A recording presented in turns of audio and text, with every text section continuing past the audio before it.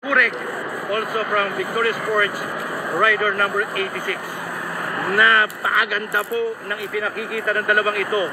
Pag hindi po ito nagbago, masasabi nating dominating performance ang ginagawa po ng dalawang siklista mula sa Victoria Sports. Kaya malamang tuwang-tuwa ang kanilang coach.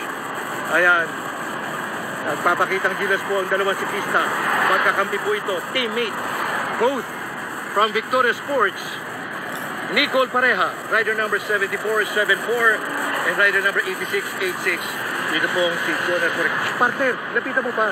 Papakita ko lang yung number, ayan rider number 86. Dito pong si Joner Kurek. Lapit mo konti. Rider number 7474. Ito pong si Nicole Pareha. Speed natin. Maintain pa rin. 52 kilometers. Malakas po ang hangin. Bakuna na lansangan. 50 kilometers po. Kasabay na kasabay po namin. Yan po yung minimaintain na ng speed. 52 kilometers per hour. Palakpakan naman natin yung dalawang siklista na to. Kanina pa to, since lap 1. At na-maintain nila yung speed na yan hanggang sa ikalimang lap na kung saan ay nasa approximately less than 4 kilometers to the finish line tayo. Partner, side mirror mo, may nakikita ka?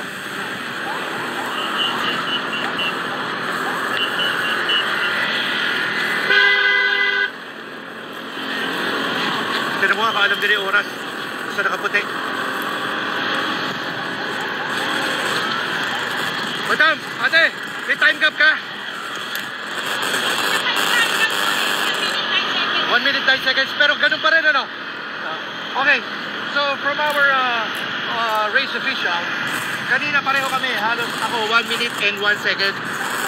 Si Ate Ann naman, ang sabi niya, kanina, ang huling time gap niya, 1 minute and 9 seconds.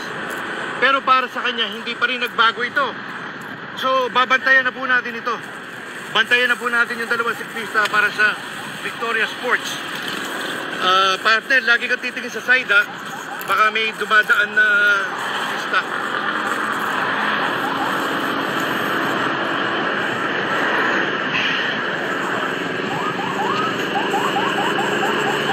Nauna lang po kami ng konti. Tayo natin, dito ka na ulit. Siya rin siklista natin.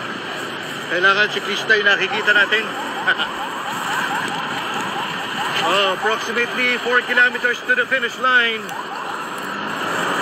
Partner, babagalan mo yan. Puro karsada eh.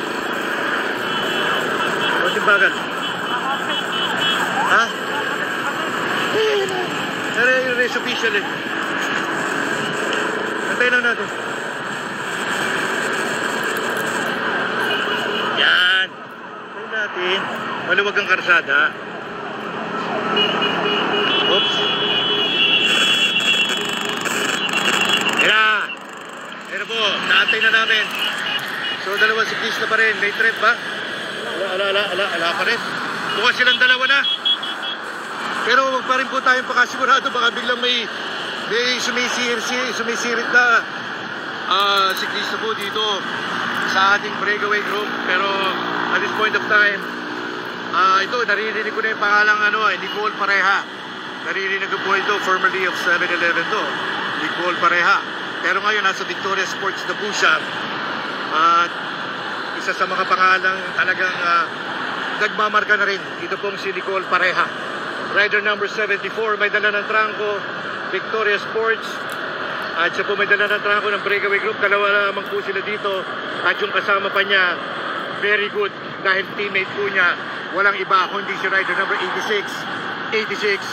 Ito pong si Joner Kurek, also from Victoria Sports. Ayan po, rider number 86. Ayan, mga kamag-anak, mga kapataibigan, fans ni Joner Kurek, nagpapakilala po ang batang ito. At hindi niya po inihiwalayan ng may isa sa mga elite cyclist po itong si Nicole Pareha. So ayan po, may bumubusina. Bakit kaya? Ayan po ang speed nila, na-maintain nila 52 kilometers per hour pa rin po. 52 kilometers per hour. Yung pa rin po ang kanilang speed. Wala pa ba sa likod, Ann? Wala pa? Sa likod. May isang siklista. Oh, may isang siklista raw sa likod.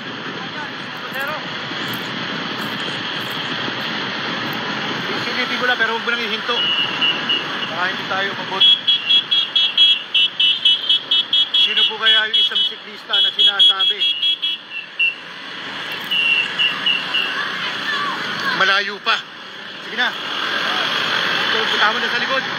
Okay, kapit na po. Kapit na po, mga kanarga. At sa lahat ng mga cycling fans, ihahatid na po natin sa finish line ang dalawang siklista na nagbibida ngayong araw na ito sa Leonardo Cycling Challenge 2025 at its 14th edition. Congratulations to all the organizers at sa lahat ng mga cycling fans. Dalawa ang siklista ang bumibida ngayon sa San Leonardo Cycling Challenge. Let's identify ang dalawang siklistang ito. Rider number 7474, a veteran name, Nicole Pareha. Nicole Pareha of Victoria Sports. Nakakatuwa po ang kasama niya sa harapan sa breakaway group ang kanyang teammate. Wala pong iba kundi si Joner Cureg ng Victoria Sports, rider number 86. 86 nagpapakilala, nagpaparamdam, sumasabay sa kanyang kakampi na veterano at magaling na si Nicole Pareha. Tandaan po niyo ang pangalang ito. Joner Cureg po ng Victoria Sports. At sila po side by side, riding side by side. Ito pong si Nicole Pareha at ito pong si Joner Cureg.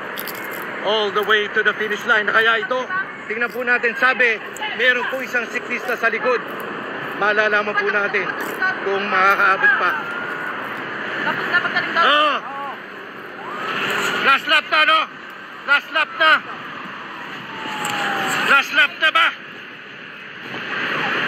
Finish line na to. Okay daw, finish line na. Finish line na. Tapos na to. Oo. Tama ba? Tapos na. Finish line na. Finish line na. Finish line.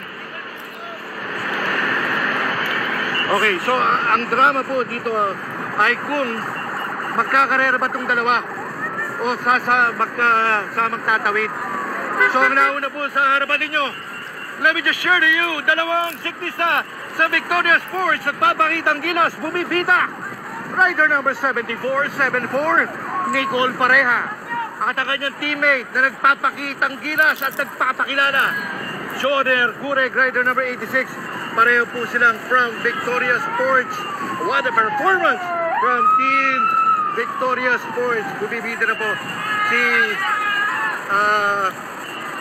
Nicole Pareha. Kanina pa may dala ng trangko si Nicole. Kung ay bibigay na to, siya may dala ng trangko. Huwag mo mabilis, hindi ko makikita. Oh, naibo. Ayan na. Si Nicole Pareha ba mauna? Hinahawakan niya yung kwintas niya. Nagpapasalamat kay Lord. Oh, bibigay na niya to. Nicole Pareha at saka si Joner Cureg sabay na tatawid. Mula sa Victoria Sports, congratulations Nicole Pareha and Joner Cureg. What a great ride, amazing performance. Mula lap 1 hanggang lap 5 ay nasa breakaway sila hanggang sa bubaklas na ang tatlong siklistang kasama na sa breakaway. Interview natin parte, sundan mo na. Ayan, what a performance, a dominating performance by Victoria Sports through their two cyclists na nagpakilala at bumida. Nicole Pareha, rider number 74, and rider number 86, 86, ito pong si Joner Cureg. Interview tayo. Idol, interview tayo din, interview. Ayan, sunod kayo. Kaya nyo na ba? Kaya nyo na? Sige, doon tayo sa lamig. Sanda mo.